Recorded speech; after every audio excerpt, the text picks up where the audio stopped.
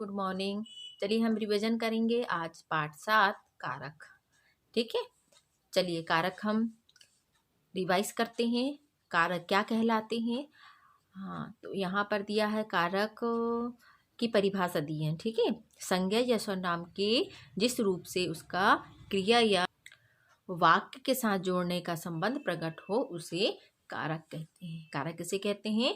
संज्ञा या सर्वनाम के जिस रूप से उसका क्रिया या वाक्य के साथ वाक्य के अन्य शब्दों से जोड़ने का संबंध प्रकट हो उसे कारक कहते हैं। ठीक है, अब कारक पहचानने के कुछ नियम हैं। इस तरह से हम कारक को पहचानेंगे।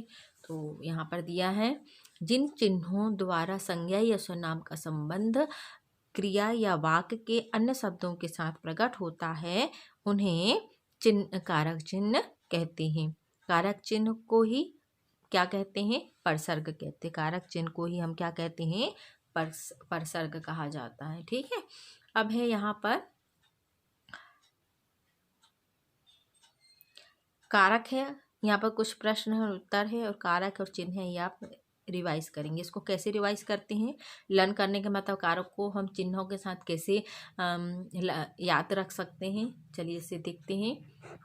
जैसे दिया है, कर्ता ने कर्म को करण कारक से के द्वारा, संपादान कारक के लिए को अपादान कारक से, संबंध कारक काकी की, अधिकरण कारक में पर, संबोधन कारक हे अरे। ठीक है, तो ये क्या है? आपके कारक। आप इस तरह से आप कारक को चिन्हों के साथ याद कर सकते हैं और रख सकते हैं ना।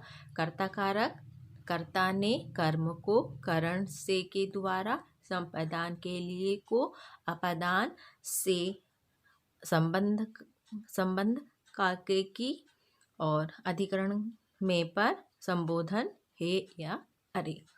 ठीक है, अब कारक के भेद मतलब वही है। कारक के भेद कौन से होते हैं? पहला भेद होता है, कारक के 8 भेद होते हैं। कितने भेद होते हैं? 8। पहला होता है कर्ता कारक, दूसरा होता है कर्म कारक, तीसरा होता है करण कारक, और चौथा होता है संपादान कारक, फिफ्थ होता है अपादान कारक, और फिर 6 है जो संबंध कारक, फिर 7th है अधिकरण कारक, और फिर लास्ट में है संबोधन कारक। ठीक है, अब इसे हम थोड़ा सा डिटेल में समझ लेते हैं। कारक के भेद, कारक के 8 भेद बताए गए हैं। पहला है कर्ता कारक, है ना। कर्ता मीन्स क्या होता है? करने वाला। कर्ता का मीनिंग क्या होता है? करने वाला। मतलब संज्ञा या सर्वनाम के जिस रूप से कार्य के करने वाले का बोध हो उसे कर्ता कारक कहते हैं। कर्ता कारक का चिन्ह क्या बताए थे? ने। ठीक है, जैसे दिया है, नीरज ने पत्र लिखा। ठीक है, फिर यहाँ पर कर्म कारक, कर्ता द्वारा की गई क्रिया का फल, कर्ता मीन्स जो काम कर रहा है ना, उसके द्वारा की गई क्रिया का फल जिस पर पड़ता है उसे कर्म कारक कहते हैं। कर्म कारक का चिन्ह को है। ठीक है, कुछ विशेष परिस्थितियों को छोड़कर सामान्यतः इसका प्रयोग नहीं होता है। जैसे पायल पुस्तक पढ़ती है। फिर थर्ड था करण कारक। करण कारक क्या होता है? क्रिया के करने के साधन को, क्रिया के करने के साधन को करण कारक कहते हैं। कर्ता जिसकी सहायता से कार्य करता है उस साधन को करण कारक कहते हैं। ठीक है,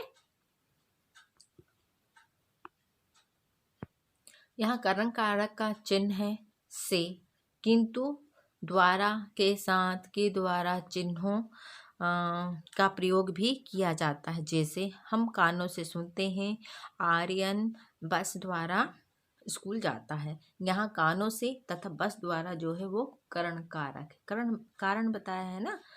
फिर है संपादान कारक। संपादान कारक क्या होता है? कर्ता द्वारा जिसके लिए कोई कार्य किया जाता है, कर्ता द्वारा जिसके लिए कोई कार्य किया जाता है या जिसको कुछ दिया जाता है उस संज्ञा या सर्वनाम को संपादान कारक कहते हैं। संपादान कारक में को, के लिए, हेतु चिन्हों का प्रयोग किया जाता है। जैसे यश ने सतीश को पेन दिया। अब 5th पॉइंट में आ जाएंगे। अपादान कारक। क्या हुआ अपादान कारक? जिससे कोई वस्तु अलग होती है वहाँ अपादान कारक होता है। इसका कारक चिन्ह क्या है? से। जैसे भोला अंकित से तेज दौड़ता, अलग हो रहा है ना। फिर संबंध कारक। अब संबंध कारक में क्या आ गया? संज्ञा या सर्वनाम के जिस रूप से संबंध प्रकट होता है उसे संबंध कारक कहते हैं। और संबंध कारक के चिन्ह क्या है? का, के, रा, री, रे, ना, नी, ने आदि बहुत सारे चिन्ह हैं संबंध कारक के, है ना। जैसे कृष्ण की बांसुरी प्रसिद्ध है, थी। फिर 7 है अधिकरण कारक। क्रिया के आधार को अधिकरण कारक कहते हैं। इनके चिन्ह में पर है, जैसे चिड़िया डाल पर बैठी है। ठीक है। फिर 8 पॉइंट है जो है 8वां कारक कौन सा है? संबोधन कारक। संज्ञा के जिस रूप से